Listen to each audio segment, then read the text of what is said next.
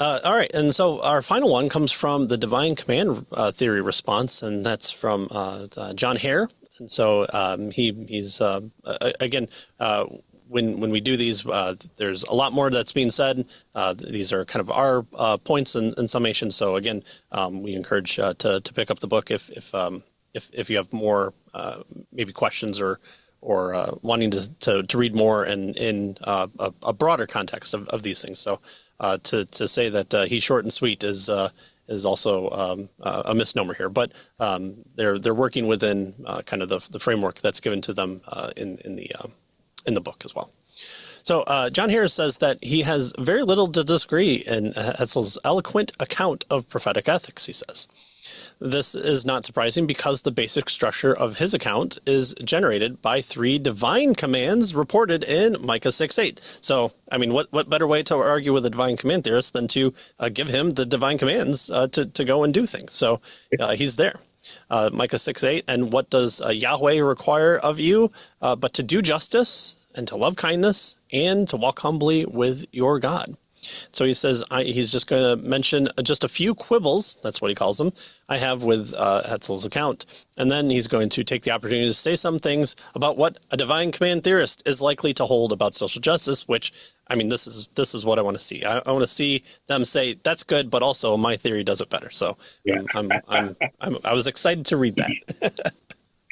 All right, so what's the first quibble, right? So he says first that he thinks Hetzel makes an unnecessary dichotomy, right, between a concern with personal purity on the one hand and a concern with helping the needy on the other. He says that Jesus resolutely set out for Jerusalem, Luke 9:51, and Hetzel's exegesis of this is that Jesus had a laser-like focus on reforming the practice of Jewish temple worship and courageously confronting Roman royal power. And he says it's true that Jesus had these concerns, but he had other concerns as well, right? He was concerned with, for instance, our salvation and our standing with God, right? Yes. And so he says this salvation and this standing certainly involved our social sin, but this is not the whole story. There's also personal sin. Hetzel seems so eager not to leave out the social dimension that sometimes his rhetoric discounts the personal dimension. And so, again, we see this same kind of criticism with prophetic ethics. It's so narrow, right, in terms of its focus, that it leaves out a dimension of ethics that it needs to capture that it doesn't. Right.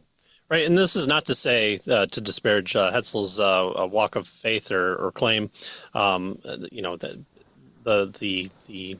critique here is that it's not broad enough to talk about all those things, where his presentation seems very, very focused on the kind of groupthink or group action, reform and always reforming, but only in the social way, and not it doesn't talk about the internal, the microscopic, the personal aspect of ethics, which again, I mean, when people think about those things, they can become too self-focused, but also then you can't win by doing the opposite, which is to not focus and focus only outward. Those two areas have to be covered under your framework. And he's saying that, or it's an incomplete theory, or it's incomplete. And again, that's when other things have to come into play, if that's the case. So we don't get a response from Hetzel here, as I think slight detriment to the framework that others offer, but that's neither here nor there.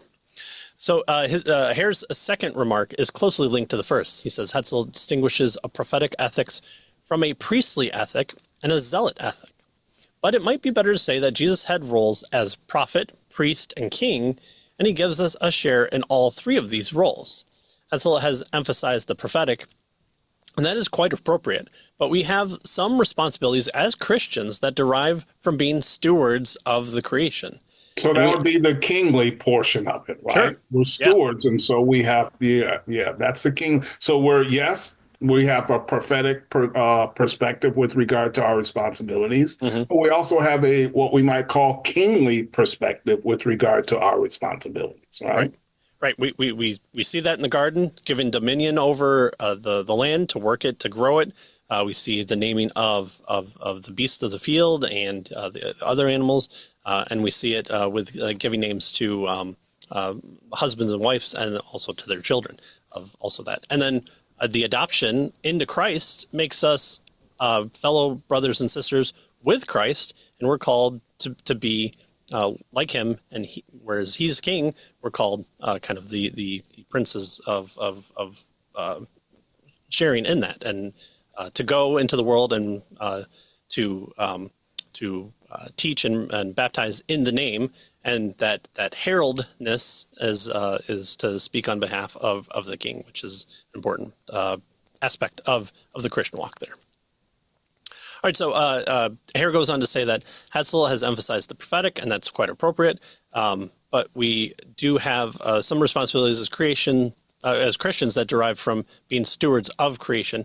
And so we have responsibilities as Christians that involve holiness and sacrifice in a way foreshadowed in the teaching of the Hebrew Scriptures about the priests.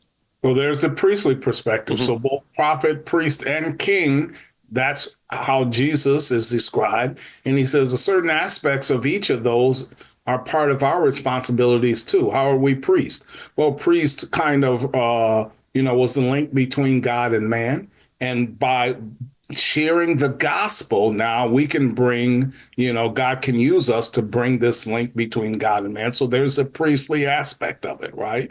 And so it's all three. It's not just prophetic. And again, he's suggesting Hetzel's position is just doesn't give enough. It's rather narrow.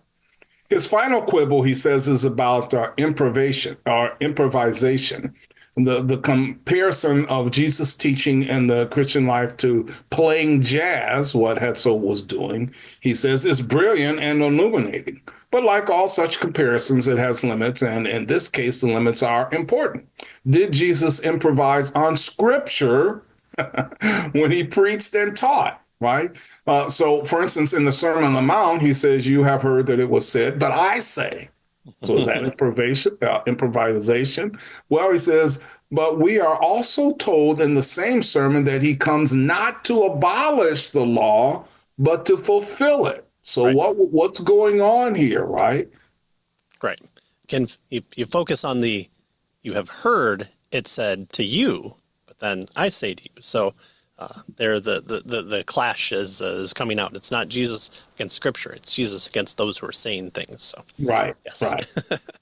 All right, so holding the two texts together is difficult, and then comparison with a jazz musician does to a well-known song is helpful.